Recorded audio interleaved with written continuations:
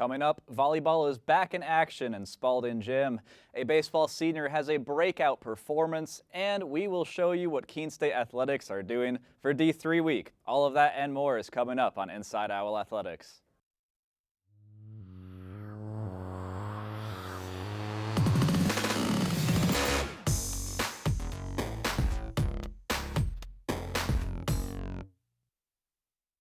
Welcome to Inside Owl Athletics. I'm Matt Holderman. And I'm Quinn Kimmel. Thanks for tuning in. The Owls volleyball team played its first home game since November 2019 on Wednesday night. They took on the Rhode Island College Anchor women in a back-and-forth contest.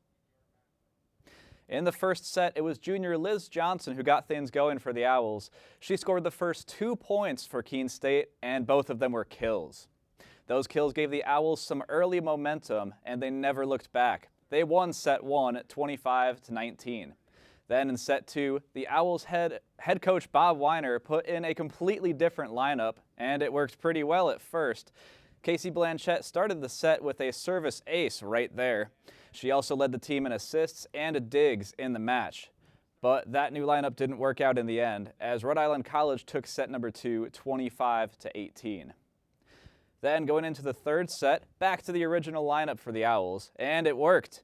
Senior captain Megan Palmer gets a vicious attack and kill right here, assisted by Blanchette. Palmer led the Owls in scoring with 13 kills on the night. The Owls won set number 3, and then they cruised to victory in set number 4, winning their first match of the season, 3-1 over Rhode Island College. Sophomore Sydney Johnson also put up big numbers once again. She had 9 kills in the match. The Owls now sit at a record of 1 win and 1 loss. Baseball hit the road on Tuesday for an afternoon matchup against New England College. The New England Bats came out hot early with a pair of homers in the first. Garrett Langus would start the scoring with a no-doubter to left field. After Dean Ruzich walked Connor Marin, it would be another big fly. This time, the 2-1 Tyler Gendron sends this 2-1 delivery deep to left field. It didn't end there for New England College. They would end the second inning up 10-0 thanks to a barrage of hits, including this Logan Gadboy's triple into the left center gap. Freshman Zach Corrado then took the ball in relief for the Owls, and he would turn in a solid 5 innings, including this backwards K of Michael Ciccatelli. Well, Joey Barter's been a very hot bat for the Owls starting the year. He would sock the first pitch he saw into the left center gap, his third big fly in as many games. And Barter kept his strong start going. He would also add this 2-bagger to left field in the 7th. He would account for 2 of the Owls' 4 runs. The Pilgrims would end up on top, though. New England College exploding early to finish with 11 runs. The Owls would finish with 4.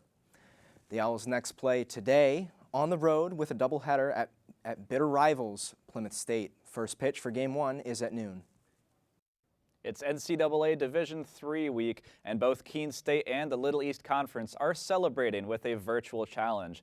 Inside Owl Athletics' Tyler DeRosa takes a look at the Headstrong Foundation fundraiser. This past week, Division III schools from across the nation celebrated D3 week. NCAA Division III week is about celebrating the true love of the game, along with connecting with the community. Keene State men's lacrosse player and LEC SAC president Paxton Blanchard was the one who brought up this year's community involvement night, the Headstrong Challenge. Jeff Baxter from Headstrong reached out to me through LinkedIn and then a phone call back during the winter break, and so he reached out to me and we kind of started chatting, and I was all for it, so I brought it towards the LEC SAC board, and all the other schools were for it. The Headstrong Foundation was started in 2006 by a lacrosse player from Hofstra University that got diagnosed with non-Hodgkin's lymphoma during his sophomore year of college. The goal of the foundation is to provide support to families affected by cancer. LEC SAC advisor and Keene State softball coach Kara Fisk-Hennessy explains that it was an easy decision to partner with Headstrong. Every single person has been impacted by cancer at some level. And that's where the conversation went when we discussed it at the LEC Executive SAC Committee. It was that every single person has had some kind of experience with cancer, and we want to be able to give back. The LEC thought that the best way to give back was to raise money through what they call the Headstrong Challenge. You go, you grab your phone or an Apple Watch, whatever you have, something to track it, and you go run a mile, and it's kind of, it's called like virtual high fives, so people give like $5 donation or any amount that they want for you running that mile. The school that has the most participants will be named the Headstrong Challenge Run champion. But the LEC Associate Commissioner, Daryl Kanicki, thinks that it means more than just winning the challenge. Knowing that you're helping someone out, whether you have a personal connection or not, providing that assistance, I think is a great thing. Getting that assistance definitely has an effect on the families too. I think it's really important to know that there are people that are still rooting for you and still supporting you and still wanting to do what they can to help you when you're going through something that's really, really hard. The LEC hopes that this might just be the start of a program that they continue. Tyler DeRosa, Inside Owl Athletics. The fundraiser ends on April 11th. Those looking to donate can go to keenowls.com/headstrong. Again, that's keenowls.com/headstrong.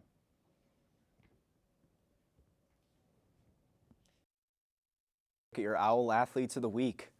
Brendan Eaton has been finding ways to get on base consistently. He's posting a .500 average, leading the team with 6 hits in 12 at-bats. 4 out of those 6 hits came against Castleton. Sarah Coate has also been a hitting machine this season.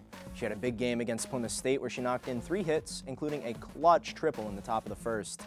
She's got a tremendous .571 average on the season. Congratulations to our Owl Athletes of the Week.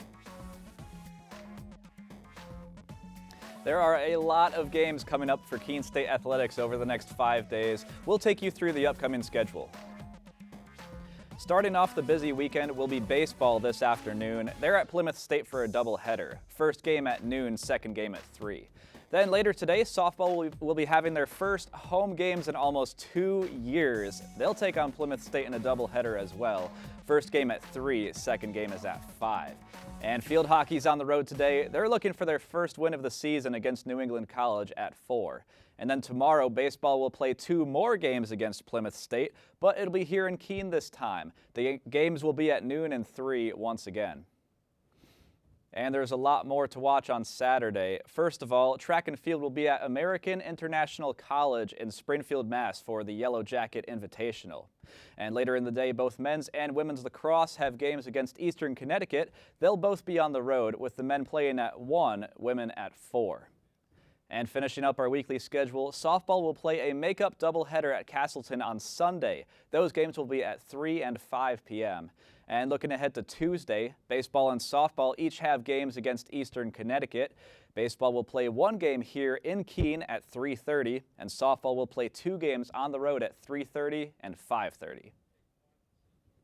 Dates and times of all contests this spring are subject to change. So for scores, stats, and more, check out keenowls.com. Again, that's keenowls.com. That's all for this week's show. For all of us here at Inside Owl Athletics, I'm Matt Holderman. And I'm Quinn Kimmel. Thanks for watching.